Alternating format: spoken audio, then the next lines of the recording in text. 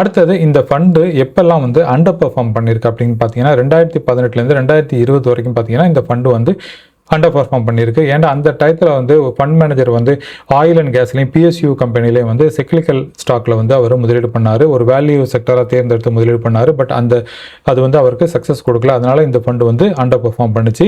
இதற்கப்புறம் பார்த்தீங்கன்னா 2020 வந்து இந்த ஃபண்டு வந்து ஒரு பெரிய ஒரு கிராஷ்லேருந்து திருப்பி வந்து நல்ல ஒரு ரெக்கவருக்கு வந்துச்சு அப்படிங்கிற மாதிரி புரிஞ்சுக்க முடியுது.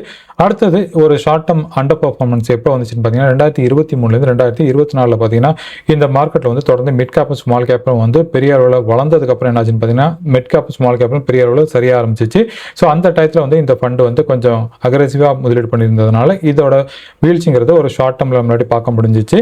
இப்போ நம்ம கரண்ட் சினாரியோவில் பார்க்குறப்போ வந்து இப்போ என்ன நடந்துட்டு இருக்குன்னு பார்த்தீங்கன்னா வந்து இவங்க ஒரு வேல்யூ இன்வெஸ்டிங்காக வந்து முதலீடு பண்ணிட்டு இருக்காங்க. அது மாத்திரம் இல்லாமல் நல்ல நல்ல ஸ்டாக்கெல்லாம் தேர்ந்தெடுத்து முதலீடு பண்ணுறாங்க.